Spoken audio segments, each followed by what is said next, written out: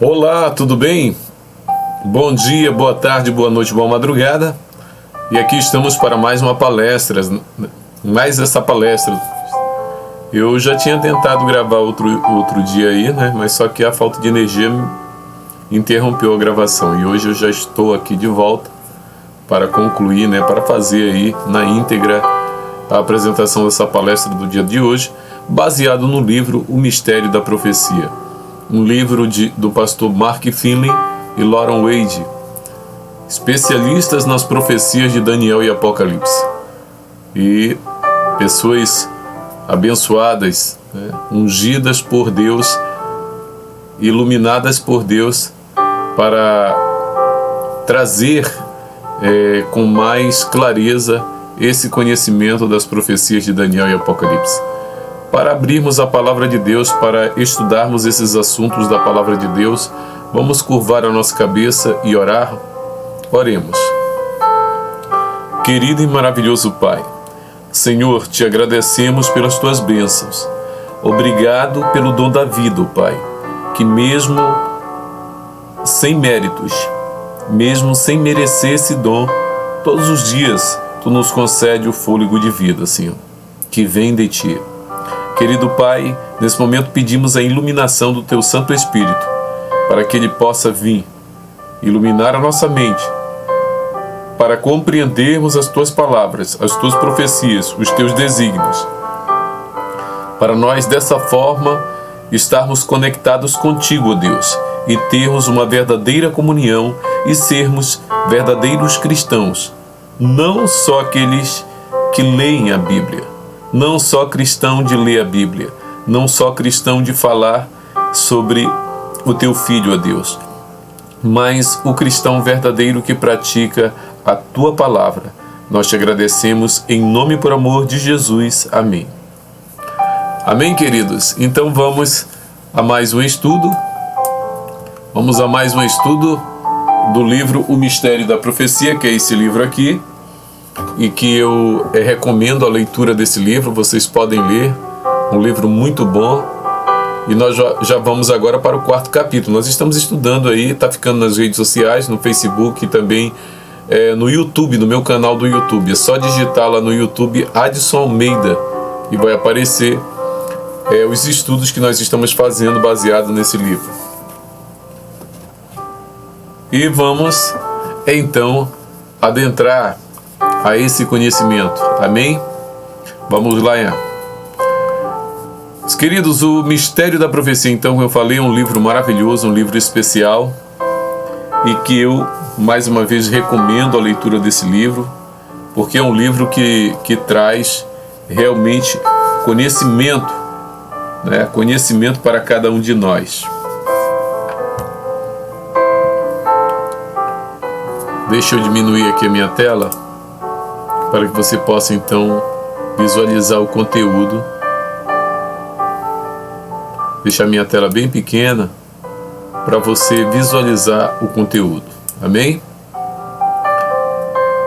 Então, o nosso 4º capítulo é A Morte que Traz Vida. E aí você pode me perguntar, mas Adson, como que a morte pode trazer vida para alguém? Como que a morte pode ser algo que a gente possa se alegrar? Porque a morte é um momento trágico da vida do ser humano, é o fim da vida do ser humano. Então, como que a morte, né, pode trazer vida? Vamos entender? Vamos em frente.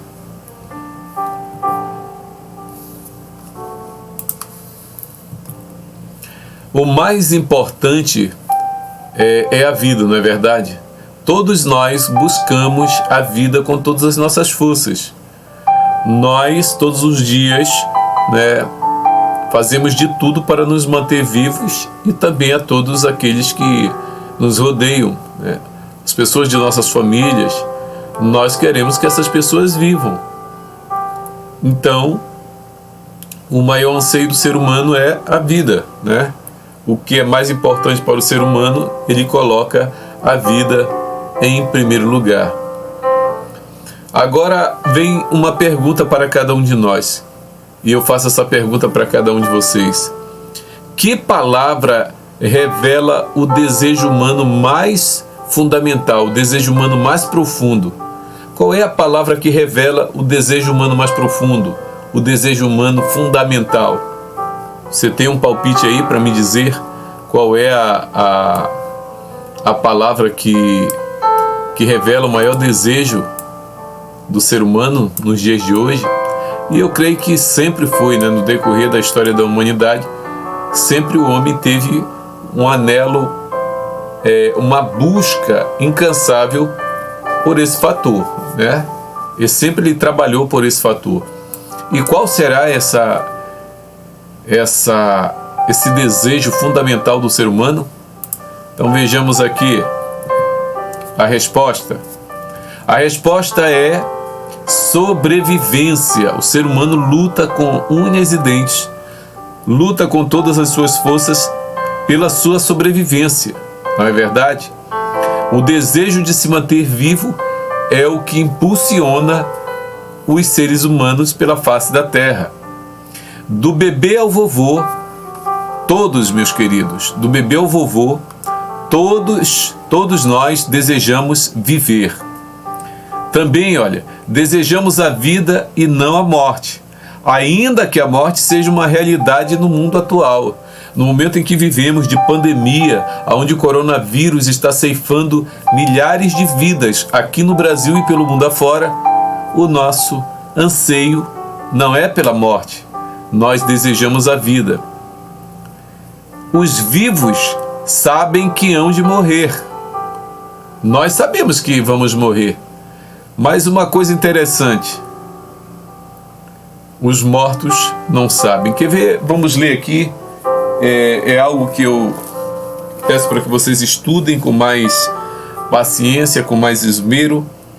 Eclesiastes capítulo 9, versículo 5 nos diz assim: porque os vivos sabem que hão de morrer, mas os mortos não sabem coisa nenhuma, nem tampouco terão eles recompensa, porque a sua memória jaz no esquecimento. Amém? Então, nós vivos sabemos que vamos morrer, mas os mortos de nada sabem, Não sentem, não pensam, não ficam vagando por aí. Os mortos, né, nada sabem, nada sentem, nada percebem, acaba tudo. Mas nós vivos sabemos que vamos morrer.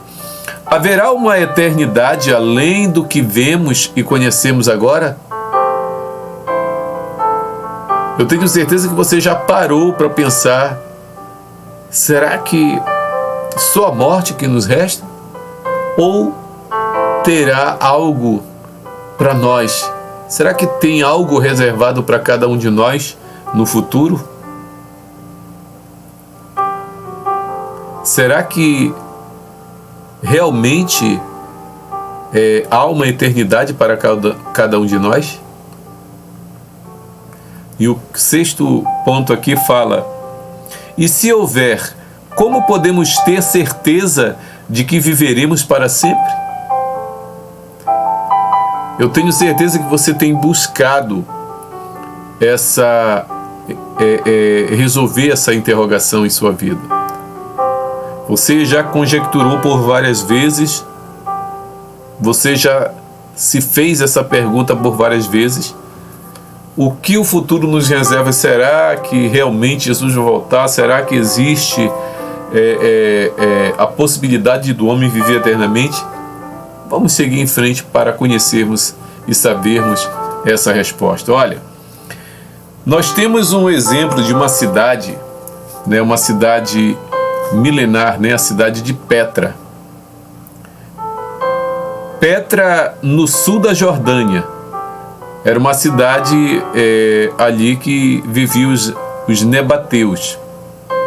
Os nebateus, eles sacrificavam animais ao Usa, sua deusa, né? Então sempre os seres humanos, aqueles que não criam no único Deus, sempre eles criavam algum Deus para eles, né? Algo O ser humano, ele tem a mania de querer ter que tudo seja palpável para ele, né? Tudo seja concreto, que ele possa pegar, que ele possa ver. Então, por isso a ânsia do ser humano cria grandes estátuas de homens, de animais, né? De algo da natureza para adorar, porque ele quer ter certeza do que ele crê, né? E os nabateus, eles então tinham lá a estátua da deusa Ausa, e eles sacrificavam uma criança por ano a essa deusa. Eles davam à deusa o que eles mais amavam, porque eles queriam, meus queridos, a vida eterna. Então veja que o anseio de vida eterna dos seres humanos vem desde o passado. Não é à toa que os egípcios, né, os faraós, criaram as grandes pirâmides, que eram suas tumbas, né, mortuárias, com a expectativa deles passarem para uma vida eterna, né? Então sempre os seres humanos de todas as sociedades, de todos os grupos, né, sempre buscaram a vida eterna. E os nabateus dessa cidade milenar de Petra, eles sacrificavam uma criança por ano em busca da vida eterna. Então é uma busca constante do ser humano, né? Exemplo da cidade milenar de Petra, que a gente falou, né? Eu também falei aqui dos egípcios, né? E existem outras civilizações que eles buscavam a vida eterna. Aqui também os maias, os incas, os astecas, eles adoravam, né? Tinha suas adoração a ídolos também, né? Nessa ânsia de alcançar a vida eterna. Os nabateus, eles desapareceram, meus queridos. Eles desapareceram e restaram só as ruínas, né, da cidade de Petra. Era uma falsa esperança que eles tinham, né? Essa esperança que eles depositavam nessa deusa, né? Era uma falsa esperança. Mas há um único sacrifício verdadeiro para a vida eterna. E você sabe qual é esse sacrifício verdadeiro? E nós estamos chegando aqui na resposta da morte que traz vida. Jesus, o Filho de Deus, ele morreu na cruz do Calvário para nos resgatar do pecado, porque o salário do pecado era a morte, e só a morte de Jesus poderia nos resgatar desse triste fim, porque a humanidade estava condenada à morte. E qual a diferença entre Jesus morrendo na cruz e o sacrifício das crianças dos nabateus? Meus queridos, a morte de Jesus, ela realmente aconteceu ali no Gólgota. Jesus foi crucificado ali, pelos romanos, naquele fatídico dia em que as pessoas escolheram soltar Barrabás e crucificar Jesus.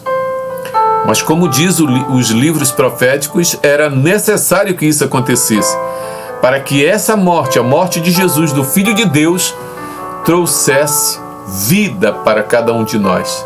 E a morte de Cristo traz vida, trouxe o resgate. A morte de Cristo foi o nosso resgate, foi o pagamento para nos resgatar de nossa condenação por termos quebrado a lei de Deus, por termos desobedecido o nosso Deus. Mas o seu grande amor, ele nos deu o seu Filho para morrer no meu e no seu lugar.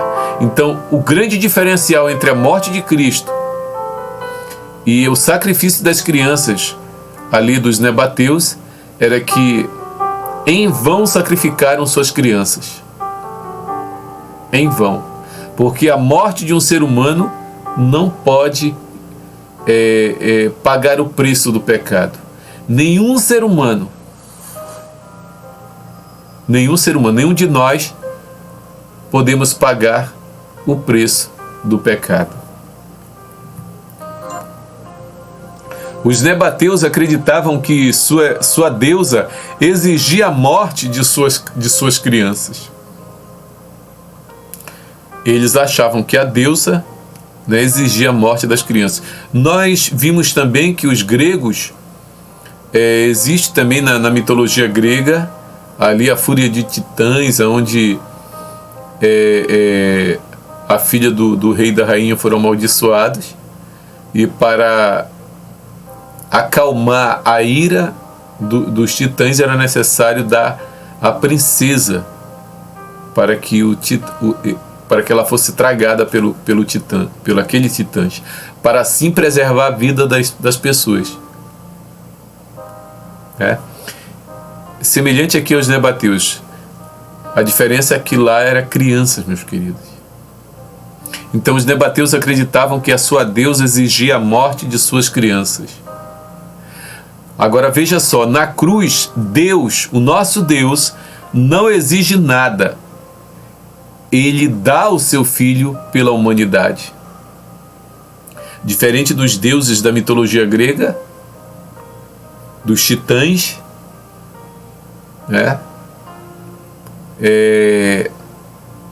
que exigiu a morte das pessoas para preservar a vida daquela cidade, daquela nação.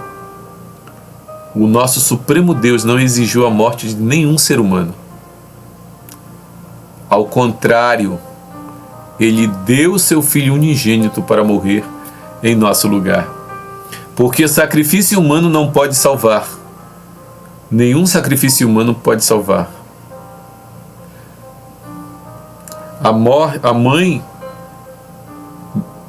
A vida da mãe não pode salvar o filho do pecado. Somente a morte do Filho de Deus. E Deus deu seu Filho para morrer em nosso lugar. Deus amou o mundo de tal maneira que deu seu Filho unigênito, para que todo o que nele crer não pereça, mas tenha vida eterna. Está lá em João, capítulo 3, versículo 16. João 3,16. É uma passagem conhecida de todos nós e de muitas pessoas. Temos dificuldades para o espiritual, meus queridos. Nós temos dificuldade de entender o espiritual, porque o ser humano, por ser carnal e por estar preso aos seus desejos carnais e preso a aos atrativos desse mundo, atrativos esses que não trazem felicidade, né? As pessoas hoje elas estão presas à droga, estão presas à bebida, estão presas às festas, às alegrias passageiras. O ser humano se apega a coisas passageiras, a coisas finitas, a coisas a algo que é temporário. Nós flertamos com coisas que não trazem felicidade, traz satisfação temporária. Repito, a droga, a bebida, as festas mundanas, as orgias do mundo, a riqueza do mundo, a riqueza adquirida nesse mundo, traz alegrias temporárias. Pessoas bilionárias que têm os melhores carros, os melhores jatos, as melhores mansões, vão para uma festa, gastam milhões ali, dão aquele sorriso naquele momento, tem aquela alegria naquele momento, mas ao colocar sua cabeça no travesseiro, se sentem sozinhas, se sentem frustradas, porque elas depositam a sua esperança naquilo ali que elas estão vendo, porque o ser humano ele gosta de palpar as coisas, de bem, isso aqui eu sei que isso aqui existe, então isso aqui me traz segurança. Só que essa segurança ela é momentânea, ela não permanece. Então por isso nós vemos pessoas tristes, cabibaixas, né,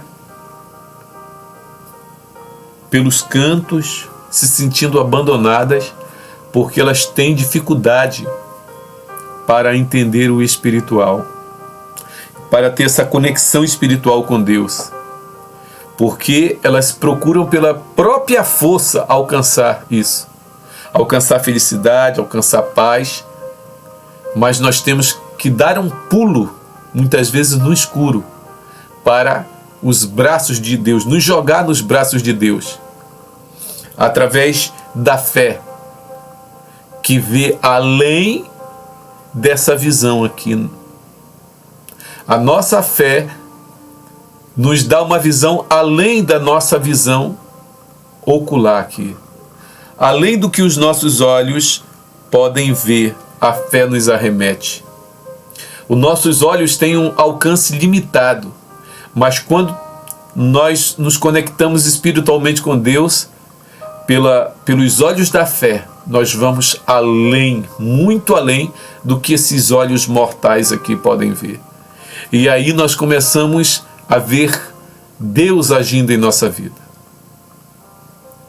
Deus preservando a nossa vida, Deus derramando dádivas, bênçãos em nossas vidas. Meus queridos, é possível ler sobre Jesus e até conhecer sem que a salvação seja real para nós.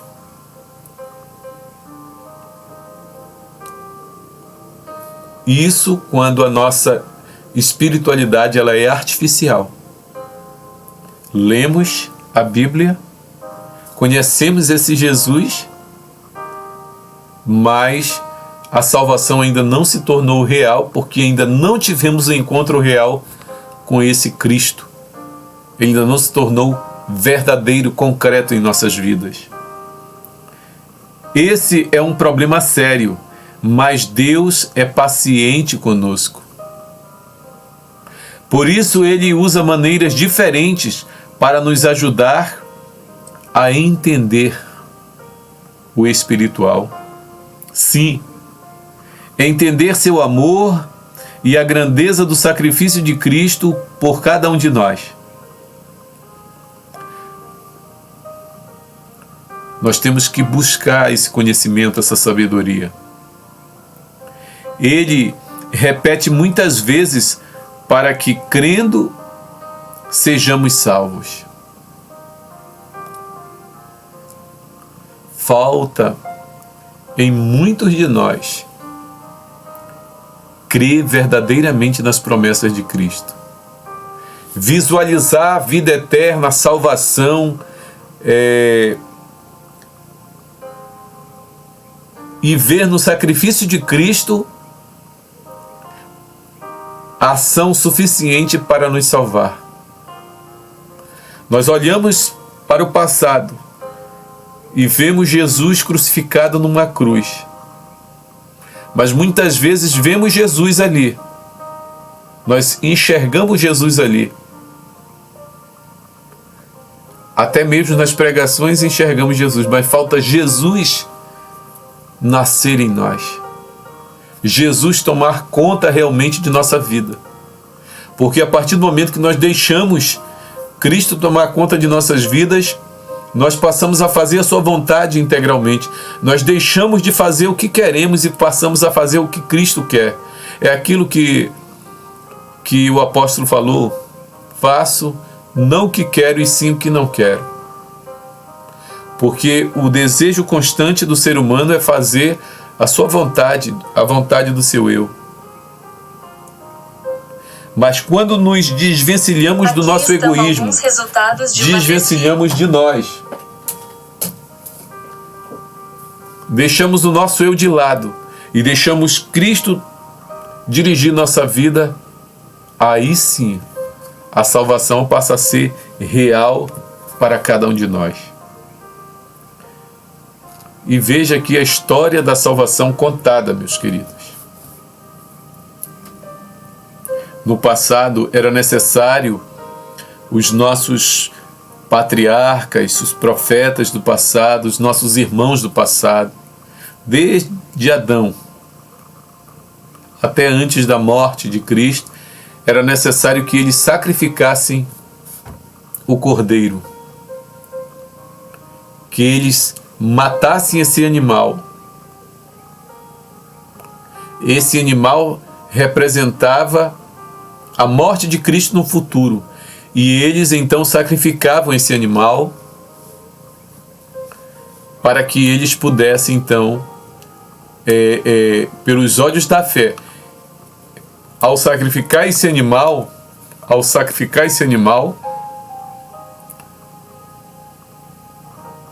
aqueles irmãos viam no futuro Jesus sendo sacrificado na cruz do Calvário. Eles sabiam que a morte desse animal apontava para o Cordeiro de Deus que viria um dia morrer pela humanidade. Apontava para o Filho de Deus que um dia seria pendurado na cruz do Calvário. Deus falou sobre pecado. Deus falou sobre pecado e morte lá no Éden, quando nossos primeiros pais pecaram. Por causa do pecado de Adão e Eva, agora se fazia necessário um cordeiro morrer. E Deus queria ensinar de maneira pedagógica o mistério da salvação, a gente pode dizer assim.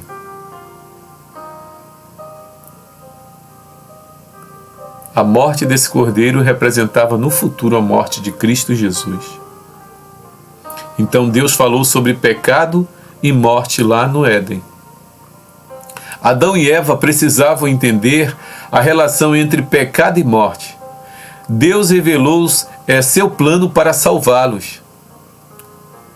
Deus teve uma conversa com Adão e Eva para falar para eles, sobre a maneira pela qual ele iria trazer a redenção da humanidade. Ele iria resgatar a humanidade. Aqueles que quisessem e que aceitassem fazer dessa maneira alcançariam a salvação. Então vejam, Adão e Eva precisavam então entender a relação entre pecado e morte. E Deus revelou seu plano para salvá-los. Deus revelou detalhe por detalhe como seria. E eles, meus queridos, sofreram tanto, choraram, porque eles perceberam o grande mal que fizeram a si e a todos da humanidade. Eles perceberam que eles, por pecarem, tinham derramado o sangue de Cristo. Através da morte desses animais, desse cordeiro, eles puderam vislumbrar através dos olhos da fé, eles puderam ver Cristo sendo crucificado e morto. Desde Abel, o cordeiro é sacrificado, símbolo de Jesus. Uma ilustração forte, Pecado, meus queridos, gera morte. E Deus queria mostrar para Adão e Eva quão pesaroso, quão grave, quão cruel foi o que eles fizeram. Porque o pecado gera morte. Por isso nós vemos a situação do mundo atual. O pecado continua gerando morte, a morte de milhares de pessoas pela face da terra. Essas pessoas que estão morrendo de diabetes, do coração, de câncer e do coronavírus, é consequência do pecado, meus queridos. Porque o salário do pecado é a morte. Só sangue derramado para perdoar pecado. E só o sangue do Filho de Deus poderia trazer, só o sangue do Filho de Deus derramado na cruz poderia trazer perdão para os nossos pecados. Só o sangue de Jesus purifica os pecados de cada um de nós. Não existe outro meio. A história da salvação repetida, meus queridos. Deus falou sobre salvação na morte do Cordeiro. Nenhum pai jamais lamentou como Adão e Eva lamentaram a morte de Abel. Eles perceberam que por causa do pecado cometido por eles, o seu filho morrera ali. Caim matou Abel por causa dos pecados de Adão e Eva, porque eles pecaram. E esse pecado de Adão e Eva contaminou toda a humanidade, todo esse planeta. E eles sentiram na pele.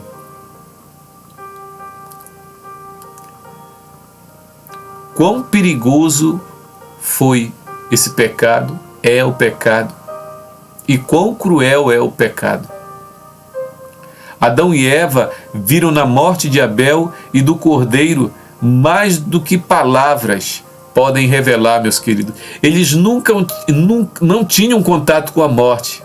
E foram esse casal, pela primeira vez na história da humanidade, tiveram contato com a morte. Eles viram quão cruel é o pecado, porque o pecado trouxe a morte para um dos seus filhos.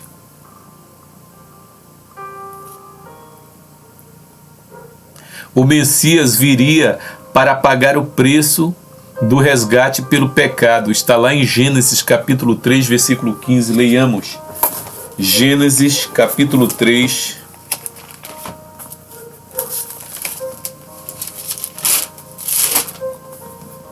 versículo 15, diz assim: porém inimizade entre ti e a mulher, entre a tua descendência e os seus descendentes.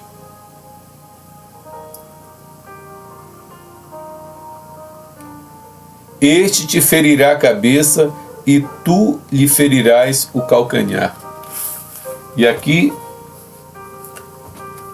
está Deus aqui falando, revelando já aqui em Gênesis,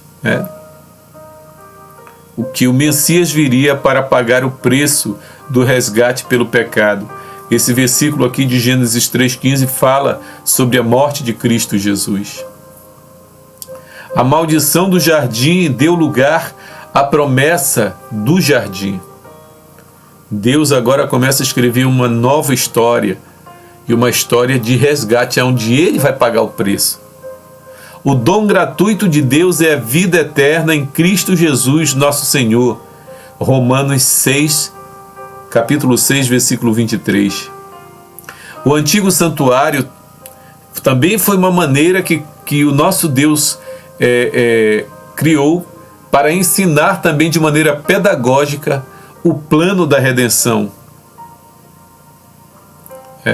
O santuário era composto de duas partes principais.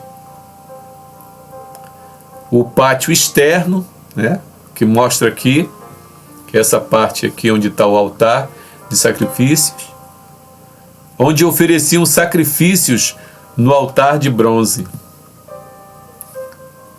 A tenda ou tabernáculo, que é a segunda parte, que era dividida em duas partes.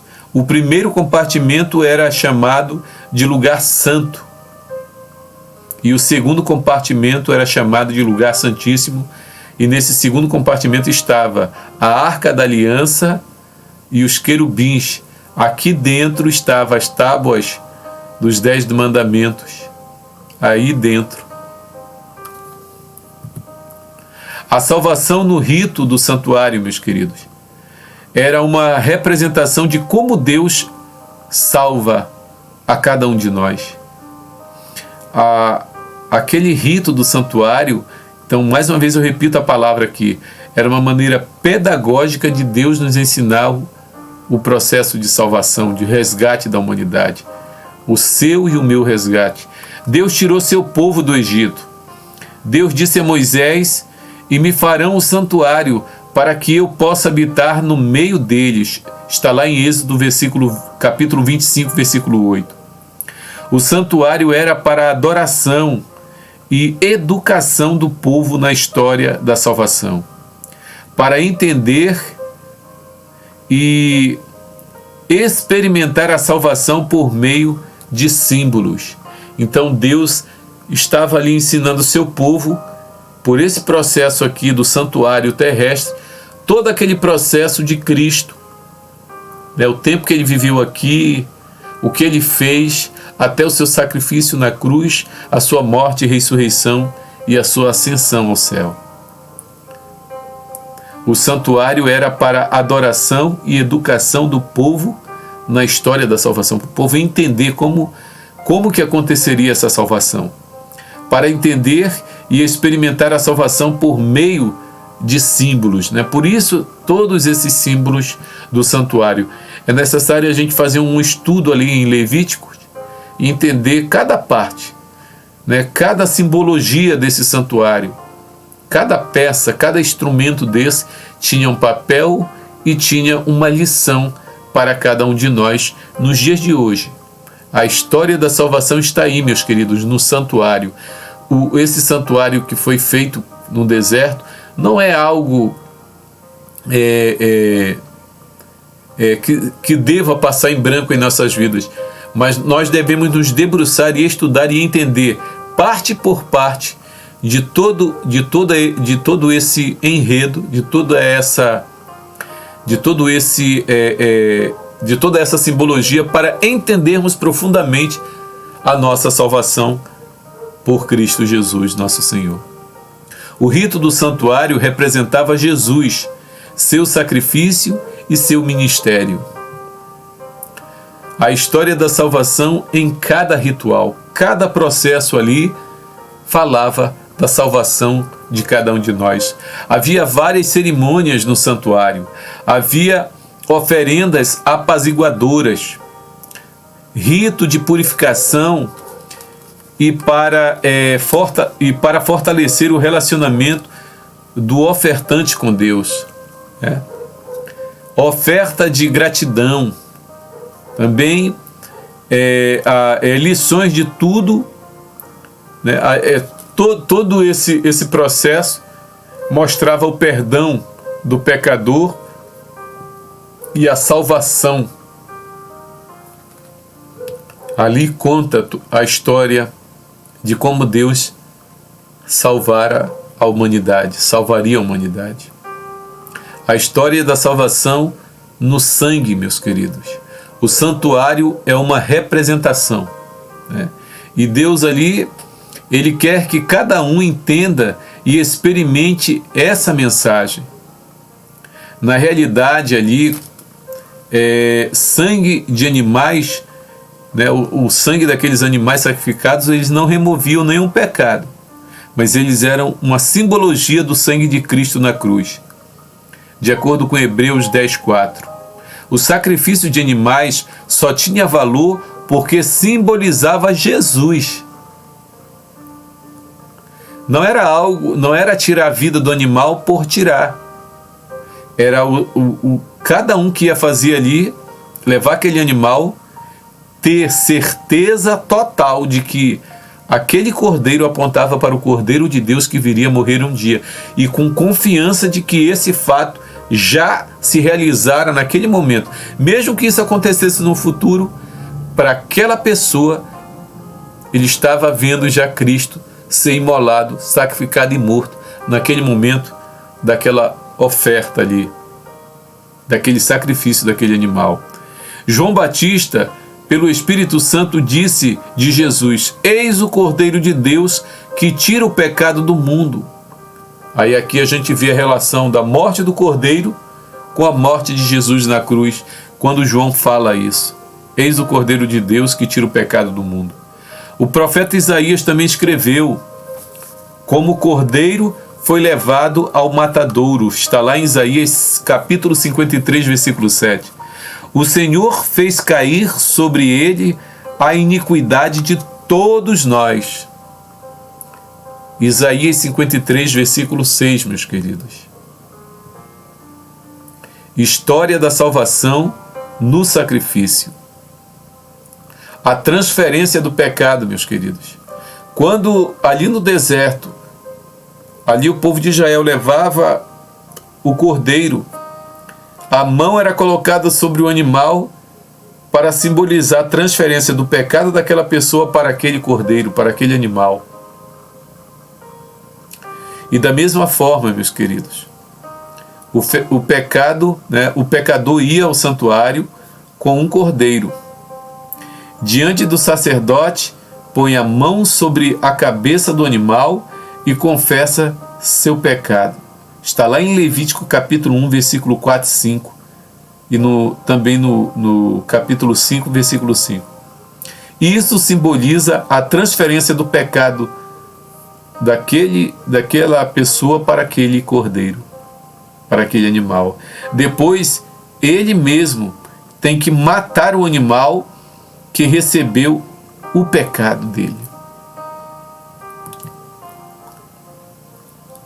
O sacerdote aparava ali o sangue, né, numa bacia e põe o sangue com o dedo nas pontas do altar, desse altar aqui, meus queridos, nas pontas desse altar. Depois derrama o resto do sangue na base do altar, e o resto do sangue era derramado aqui, ó, na base do altar. Isso aqui simbolizava, né, a cruz e Cristo, meus queridos. O sacerdote, por essa pessoa, fará expiação do seu pecado que cometeu e lhe será perdoado. Está lá em Levítico capítulo 4, versículo 35. Perdoado, né? Gloriosa palavra do Evangelho, meus queridos. Perdoado. Quantas pessoas não estão esperando perdão? Quantas pessoas não estão com sua alma pesarosa, com o seu espírito aquebrantado, sofrendo por causa do pecado? E Deus, o nosso Senhor, Ele já pagou o preço pelo nosso perdão. Ele já pagou o preço pelos nossos pecados. E essa palavra realmente ela é gloriosa. Perdão. A história da salvação no Apocalipse, meus queridos. No Apocalipse, Jesus é triunfante. Ele é o tema central desse livro da Bíblia. No capítulo 1, versículo 5, ele nos ama. E pelo seu sangue liberta dos pecados. E realmente ele nos libertou naquele dia glorioso em que ele morreu na cruz do Calvário e que ali ele derramou o seu sangue. Seu sangue escorreu até o chão, até a base da cruz. O sangue do Filho de Deus tocou nesse solo desse planeta. Ali era o resgate sendo pago por cada um de nós, meus queridos. Um sacrifício imerecido. Olha, no capítulo 5, versículo 6 de Apocalipse, é o cordeiro que abre os livros do juízo e salva seu povo. Porque João ficou extremamente angustiado quando o anjo falou que não se encontrava ninguém com capacidade para abrir o livro, até que apareceu ele, o Cordeiro de Deus, que tem os méritos para abrir os selos. No capítulo 6 de Apocalipse, versículo 1, é o Cordeiro que abre os selos da história para salvar. No capítulo 7, versículo 14, ele é o Cordeiro que livra pelo seu sangue. E no capítulo 13, versículo 8, Jesus é o Cordeiro que foi morto desde a fundação do mundo, desde o pecado de Adão e Eva, meus queridos. E agora vamos passar para a história da salvação na eternidade. Desde a eternidade, Deus fez um plano. O plano da salvação foi posto em ação assim que a humanidade pecou, ou seja, assim que Adão e Eva pecaram. Fomos eleitos em Cristo antes da fundação do mundo. Efésios capítulo 1, versículo 4. O sangue de Cristo, como Cordeiro, foi conhecido antes da fundação do mundo. 1 Pedro, capítulo 1, versículo de 19 a 20. Simbolizado pelo Cordeiro no antigo santuário, Cristo nos deu a eternidade. Em Jesus, a vida eterna é nossa para sempre, meus queridos. Não fique aí cabisbaixo, não fique triste, não fique se prendendo às ilusões e nem tristezas desse mundo, porque Jesus te dá vida e vida eterna. E vida eterna para sempre, meus queridos. Para a sua graça, temos a certeza, pela sua graça, temos a certeza da vida eterna. E o nosso coração, meus queridos, tem a paz. Se nós olharmos para Jesus e confiarmos no seu sacrifício, confiarmos no seu sacrifício expiatório ali na cruz, nós alcançamos a vida eterna pela graça de Cristo Jesus. Agora, meus queridos, os passos para receber a salvação.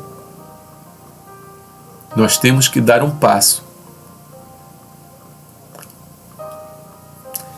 Como nós podemos receber a salvação, meus queridos? Aceite e reconheça a realidade de que você é pecador e clame por Jesus. Peça perdão, confesse seus pecados a Deus. Somente a Ele, nenhum homem tem méritos ou é digno de que você chegue com Ele e confesse seus pecados e peça perdão para algum homem aqui nessa terra. Não existe. Confesse seu pecado para Deus, porque Ele dá o verdadeiro perdão. Peça perdão a quem você ofendeu também e faça a reparação necessária. Peça desculpa, peça perdão para a pessoa que você feriu, machucou. Creia e aceite o perdão que Ele proveu por meio de Jesus. Por meio de Jesus você recebeu perdão. Depois de todos esses atos, depois que você sabe que é necessário pedir perdão de uma pessoa, peça perdão para ela. Se ela vai perdoar ou não você, é um detalhe. Mas a sua atitude de pedir perdão, Deus verá e o seu coração acalmará. Louve a Deus e lhe agradeça ao sentir a paz, ao sentir a luz inundar a sua vida, o seu ser, porque é isso que vai acontecer na sua vida. Quando você pedir perdão, quando você confessar seus pecados, você vai sentir paz, você vai sentir tranquilidade, você vai sentir descanso em Cristo Jesus. Amém? Aquela voz suave falando a você, que sempre você escuta, sempre que aqui e ali você escuta uma voz na sua mente falar com você, é Deus falando com você. Aquela voz suave falando a você é o Espírito Santo de Deus. Não hesite, nem espere, não deixe para depois. Atenda o chamado do Espírito Santo. Abra seu coração para a vida e a alegria da liberdade comprada por Cristo Jesus. Cristo comprou a sua liberdade, o seu perdão. Cristo tem a felicidade para você. Cristo é o antídoto. Ele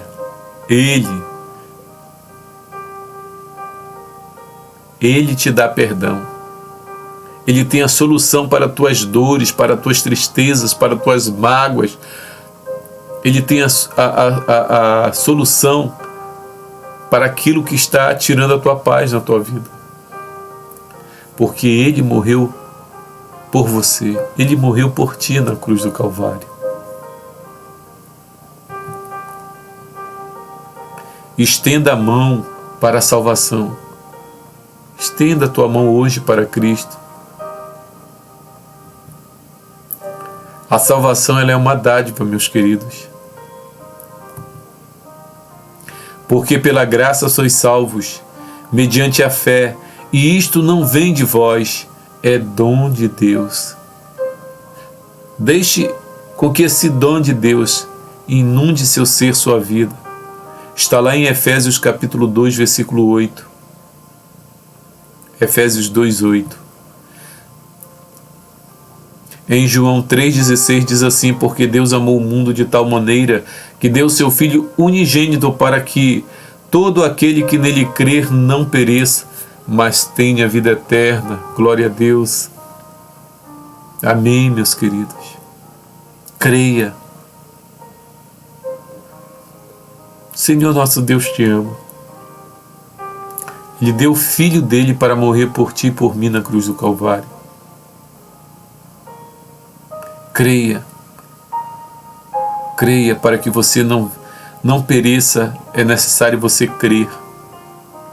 E dessa maneira você terá a vida eterna, meus queridos. É de graça. Receba, porque é de graça a salvação. A única coisa que você tem que fazer é aceitar Cristo e deixar que Ele molde sua vida, que Ele transforme a sua vida. Deus está lhe oferecendo a salvação, meus queridos. Não espere até que você seja bom, nem até que possa entender tudo perfeitamente. Porque se você ficar esperando, você nunca vai entender as coisas. Você só vai aprender a entender as coisas de Deus quando você o aceitar, com todos os seus defeitos, com todas as suas fragilidades, com toda a sua falta de conhecimento no princípio. Vá a Cristo a si mesmo. Ah, mas eu não entendo ainda. Ele vai te fazer entender. Ele vai te ensinar tudo. Mas vá a Ele, leigo, triste, aquebrantado, cheio de interrogações. Vá a Ele a si mesmo. Venha para Jesus com sua fé simples. E ore comigo agora, meus queridos. Ore comigo e diga com fé: Senhor, sou um pecador cheio de culpa. Minha vida às vezes tem sido de muita confusão. Mas agora estendo minha mão pela fé. Quero aceitar teu perdão. Agradeço a ti pelo dom da vida eterna que tu proveste, Senhor. Amém, Senhor. Ouça em seu coração, meus queridos. Ouça em seu coração Ele dizer: filho, você está perdoado. Escute com os ouvidos da fé. Veja com os olhos da fé. Cristo entregando o teu perdão. Eu quero terminar aqui com essa passagem. Deus já fez tudo por você. Deus te amou primeiro, de maneira infinita, porque não dá para medir a altura, a profundidade, a largura do amor de Deus. Se jogue nos braços de Deus, pois Ele deu seu Filho para te salvar, o único Filho. E agora você, crendo em Cristo Jesus nosso Senhor, você não irá perecer, mas você terá a vida eterna. Amém? Meus queridos, quero agradecer a cada um pela companhia, quero agradecer a cada um por tirar um tempinho para estar aqui estudando a Palavra de Deus, aqui com seu amigo. E nesse momento eu te convido para orarmos pelo final do nosso estudo aqui. Vamos orar? Ore comigo. Querido e maravilhoso Deus, te agradeço, Senhor, e nós te agradecemos pela Tua palavra de de misericórdia, de salvação, de perdão. Que pelos olhos da fé, Senhor, nós possamos crer e confiar em todas as Tuas promessas, confiar no Teu perdão, confiar na transformação que Tu opera em cada um de nós, na transformação que Tu opera em cada um de nós. Te agradecemos, Senhor, por tudo que Tu fez e tem feito em nossas vidas. Te agradecemos pela morte de Teu Filho na cruz do Calvário. Nós não merecemos, mas mesmo assim Tu entregaste Teu único Filho para morrer em nosso lugar, Senhor. E nós somos profundamente agradecidos. Opera o milagre em nós, Senhor, da transformação. Nós abrimos o nosso coração para Ti fazer a obra, Senhor. Nós Te agradecemos e nós pedimos a Tua proteção agora e sempre. Em nome e por amor de Cristo Jesus, nosso Senhor e Salvador. Amém, Senhor. Amém, meus queridos. Muito obrigado pela companhia de cada um de vocês. E que Deus vos abençoe, que o Senhor lhe dê uma manhã feliz, uma tarde feliz, uma noite feliz, uma madrugada de repouso, né? Um repouso tranquilo, reparador. E que todos os dias possamos despertar felizes, muito felizes, por saber que Cristo Jesus pagou o preço e o resgate por cada um de nós.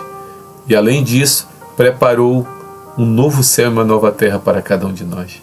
E que logo, logo, muito em breve, Jesus voltará. Por isso, desde já, ouça os passos de um Deus que se aproxima. Que o Senhor resplandeça a luz do seu rosto sobre ti. Que o Senhor sobre ti te traga a paz, a tranquilidade, te cure de todas as angústias que esse mundo causa. E que com fé tu possas te colocar na mão do Senhor. Que Ele resplandeça a sua luz, a luz do seu rosto sobre tua vida hoje e sempre. Amém. Até o próximo estudo, meus queridos. Tchau, tchau.